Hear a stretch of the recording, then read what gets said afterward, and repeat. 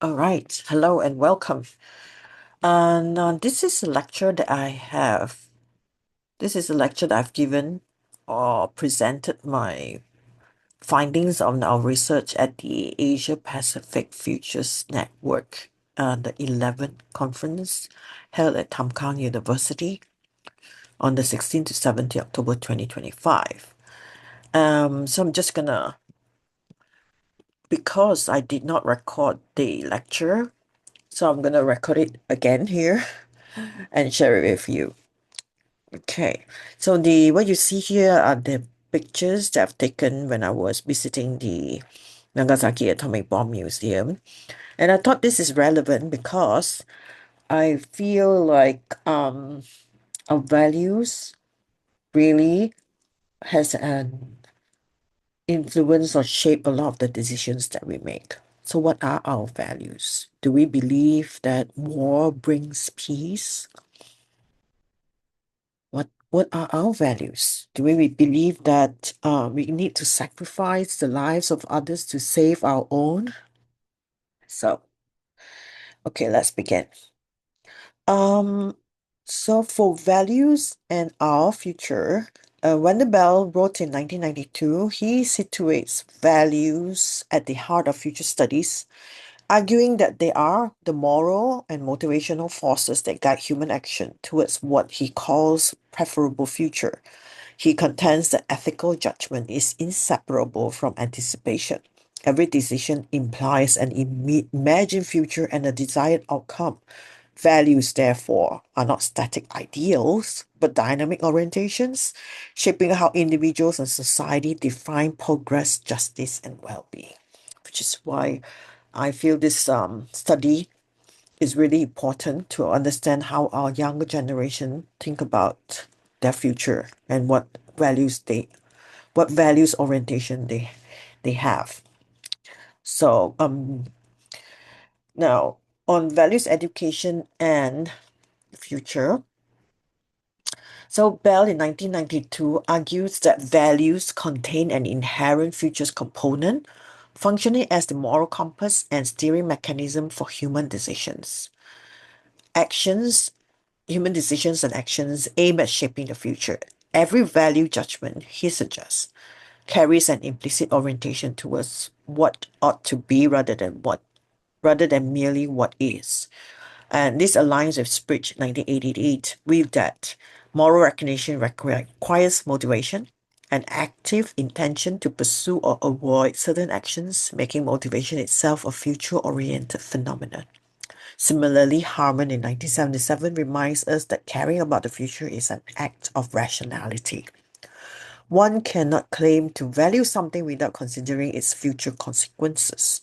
Together, this perspective underscores Bell's argument that values are not abstract ideals, but dynamic forces that propel human behavior towards envisioned outcomes. In this sense, values operate as the connective tissue between ethics and foresight, shaping not only what individuals deem desirable, but also the kinds of futures they strive to create. Variations in value orientation. Building on this foundation, the study draws on Kluckhohn and Strodtbeck's 1961 Variations in Value Orientations, which proposes that all human societies face a limited set of universal problems, but differ in ways they resolve them.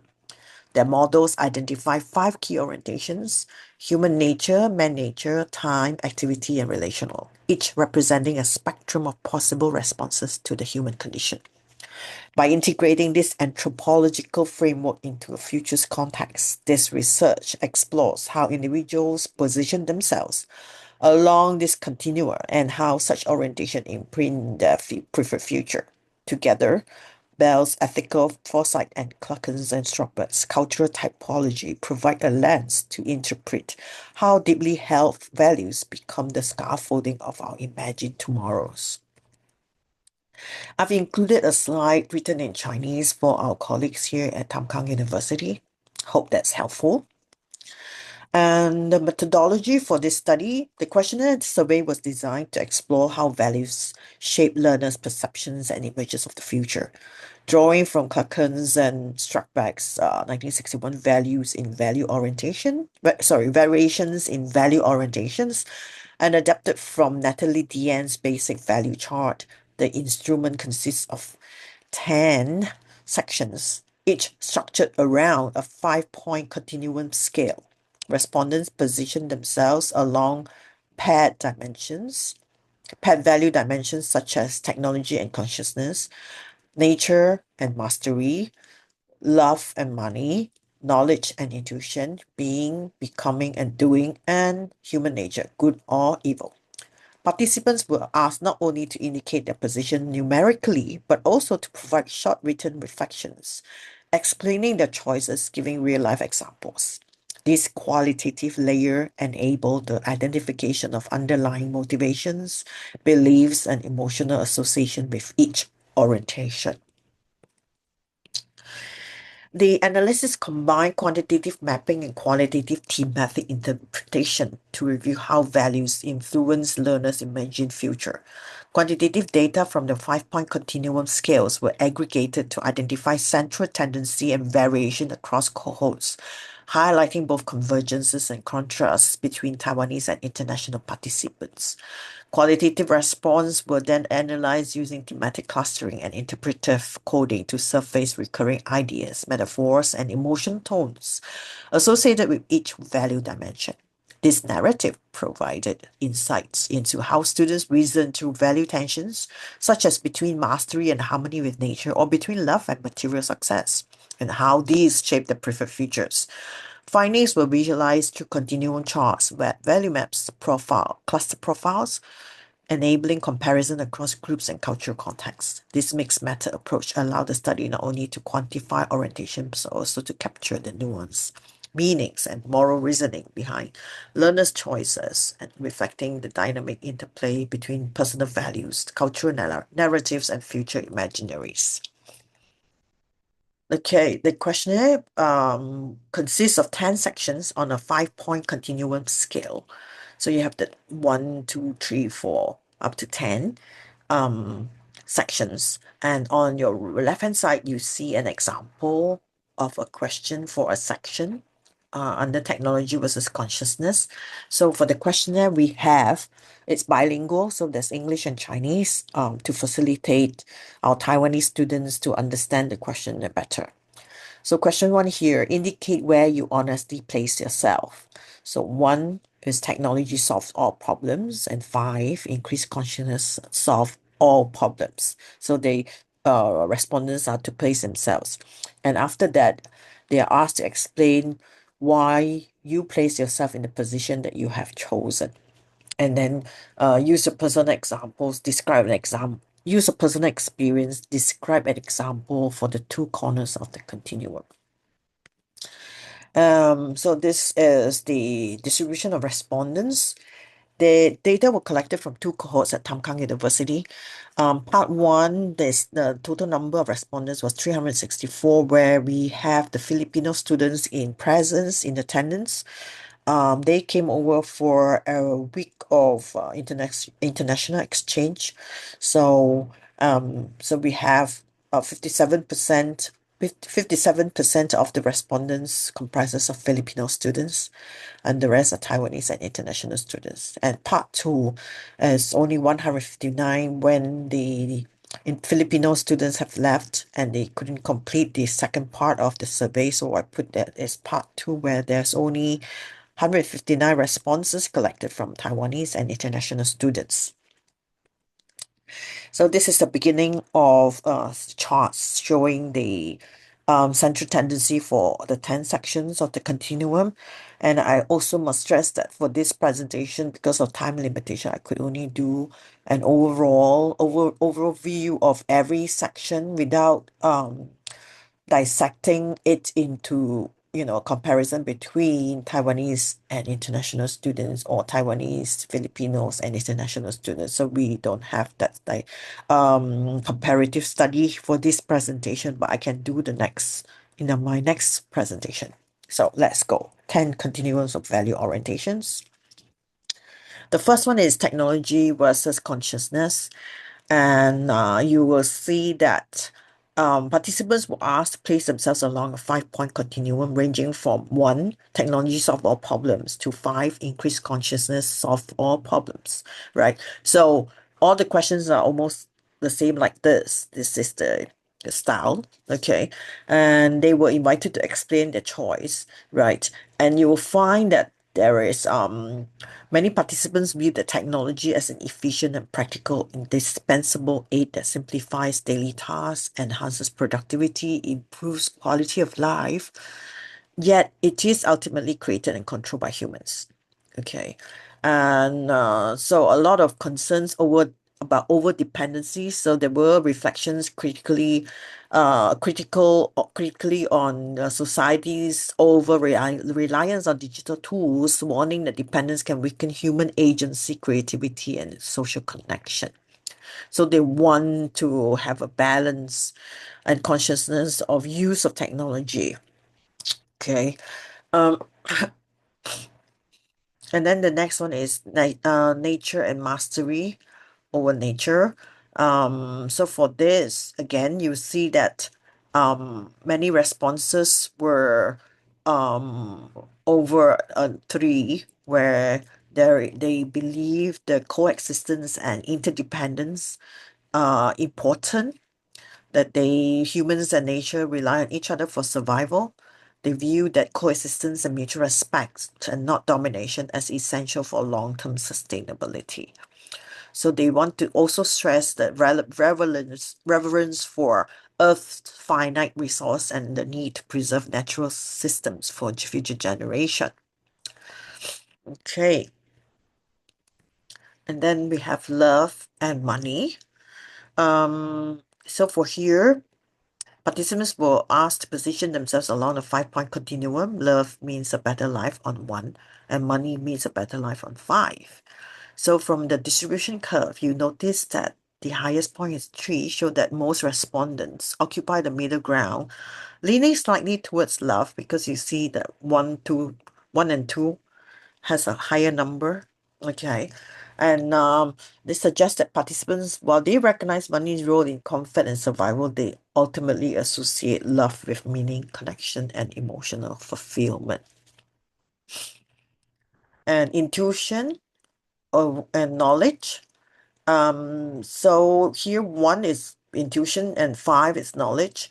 And you see that the bar chart clusters 3 to 5 showing a clear tilt towards knowledge, with a small number sharing or choosing the intuition heavy end. So what this is saying is that many see that knowledge as most reliable route to good choices, offering evidence, methods, predictability, efficiency for solving most problems. And respondents frame knowledge as facts plus accumulated experience. And you feel that intuition provides quick pattern-based insights, useful novel and time-critical solution, but is seen as subjective, bias-prone, and risky. So they felt a large mid-group blends both using intuition to spark options and knowledge to test and verify them over time. Learned knowledge can become second nature intuition.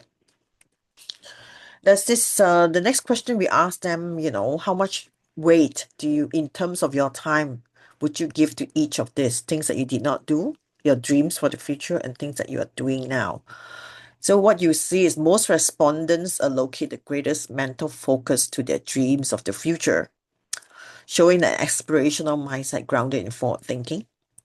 And then moderate attention is given to present activities, suggesting that engagement with current goals, while relatively fewer respondents dwell on things left undone in the past. And overall, findings suggest future-leaning orientation shaped by optimism and purposeful anticipation. Mutable and immutable. So the chart is 1 mutable, Okay, and 5 is immutable. So the bar chart here shows 159 respondents, shows a clear lead towards mutability 1 and 2, indicate that most participants believe humans are capable of change through personal growth, environmental influence, and life experiences. Only a small number view human nature as fixed and resistant to change. Similarities and differences. 1 is similarities are important, 5 differences are important. So the bar chart peaks at 3, showing most respondents holds a balanced view, valuing both comfort and efficiency that comes from shared values, and the creativity and growth that arise from diverse perspective. The recurring view is that synergy depends on both. Similarity sustains motivation and cohesion, while differences stimulates discovery and fresh thinking. Too much of either can disrupt progress, so the best of both worlds allows efficiency and creativity to coexist. And decision making, okay, and leadership. So the question here is whether they let the leader decides or that individual, they themselves make the decision. So the bar chart here shows a clear tilt towards individual at the end of the scale where most participants prefer to make their own decisions rather than relying on leaders or authoritative figures. Here, the dominant theme is that strong value participants place on independence, self-determination, and control over their own lives. Many express dislike of being controlled or arranged by others. Respondents emphasize that making one's own decisions foster accountability. They prefer to bear the consequences of their choices, seeing responsibility as integral to maturity and self-respect. So that's a verbatim transcript from a respondent. You must be responsible for the decisions you make, and you will not complain if there are setbacks. And the moderate group also values self-decision, but sought advice from trusted or more experienced individual. They describe listening to experts or leaders as a form of informed cooperation and not submission. I like being in charge, but I will listen to others' opinions as reference. And many participants justify self-decision making as self-knowledge. Through self-knowledge, only I know what's best for me. Others noted that self-decisions allow for authenticity and growth, reinforcing self-trust and emotional independence. And this question is on being, becoming, and doing. So how much weight in terms of your time would you give to each of these? Being, becoming, and doing. Most respondents identify becoming as the dominant focus, reflecting strong orientation towards growth, self-improvement, and transformation. Many describe in transition, balancing satisfaction with awareness of personal shortcomings and desire for change. Doing rank next, linked to action, goal pursuit, and engagement in daily activities, while being receive moderate emphasis associated with self-awareness, stability, and contentment. Overall, participants portray themselves as active learners in a continual state of becoming. These are more detailed theme that emerge for each of this being, becoming, and doing. And the final section is human nature. So they were asked to say whether human nature is good or human nature is evil. So the chart shows the central tendency around 3 with a lean towards good. Yeah. So the belief in inherent goodness. Most respondents align with the Confucian idea that humans are born good, naturally kind, empathetic, inclined towards moral behavior. Evil, they argued, arises from negative experiences, a poor environment, unmet needs, rather than innate corruption.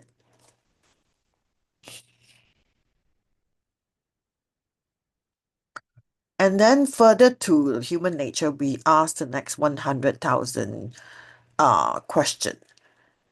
So we asked them, would you accept a US $1,000, 100,000 to give up your love for a partner or family? And then they were asked to place themselves on a 5-point continuum, good to evil, again, to indicate how the scenario shaped their view of human nature. So the responses also included the open-ended rationales explaining yes or no choices and any shift or lack of shift in their beliefs about human nature. So many narratives rejected the offer outright, saying love, family, and lifelong companionship are priceless, irreplaceable, and not for sale. Many argue that money cannot buy love or lasting happiness. Trading relationship for cash invite guilt, regret, and emptier life. And some decline on the practical and moral grounds. 100,000 K is too little, money is earnable, while relationship aren't. Buying people is inherently wrong. Okay. And some people will say, yes, it depends, because they say that sometimes, in dire financial pressure or trusting expert to decide, take the money and then win them back strategies. So a few prioritize money, can buy another partner, but families are irreplaceable while partners are replaceable. So many state that the scenario can change good and evil. Some remain convinced that people are generally kind. Others stress duality of situational stress or pressures rather than inherent evil.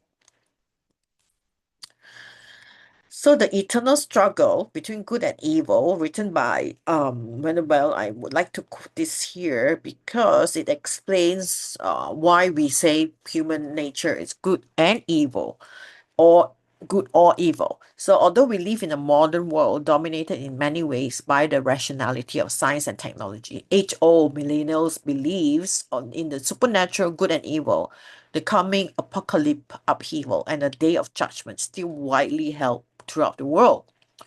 Even among non-religious people, similar belief exists, especially in political ideologies. Focusing on evil, Wendell Bell contends that most evil is not as a result of malevolent monsters or demented individuals. Rather, most evildoers are ordinary people like you and me. Some people, usually reluctantly, use evil means to achieve their ends. Other people, righteously convinced that they are good, demonize their enemies, feel justified in doing horrendous things to them in the name of destroying the evil that they personify. Doing so, they start a tragic circle of escalating retaliation, cruelty, and violence. But people can restrain from the evil acts, and foresight can encourage people to consider the future consequences of their action. An inclusive ethic that invites an objective appraisal of those consequences without demonizing one's opponent, and critical realism that leads people to question their own beliefs. So, quoting Wendell Bell here, call for action. The importance of validating images of preferable future lies in ensuring that they rest on sound and ethical foundations. This validation begins with the critical analysis of values on which those images are built. Such analysis involves recognizing where these values origin, whether from human biology or physical conditions of the world, or social prerequisites that sustain communities. Right. So when futurists collectively engage in this critical moral discourse, their visions gain legitimacy. Preferable futures are then more likely to be taken seriously, debated, refined, and eventually embraced by the broader communities. In this way, validation is not a technical exercise but a moral and participatory process that strengthens the ethical foundation features of work. So, and thank you very much for listening. If you're interested to collaborate to further expand this study, do get in touch. That's my email. And that's my LinkedIn QR code. Do connect or follow me on LinkedIn. And I run a community of practice, and we try to hold monthly meetings where we would hang out and chat. Sometimes we have some futurists or people who practice futures work to come in and talk about their work. Some people will come in to test the game that they have designed or test whatever models that they feel they could, get some feedback on. And all of you who are listening to this, you are in some ways interested or curious about futures. So do come and join us. Click on my LinkedIn and find the JFS Futures Community of Practice. And we try to have a meeting every month. Sometimes I'm busy because we don't have a lot of people in the team. There's just me and Lavon Leong. So we try very much to have as regular meetings as possible. So we want to share, let people share and co-create what they do with futures work, and making futures studies and futures literacy more accessible to more. Thank you very much.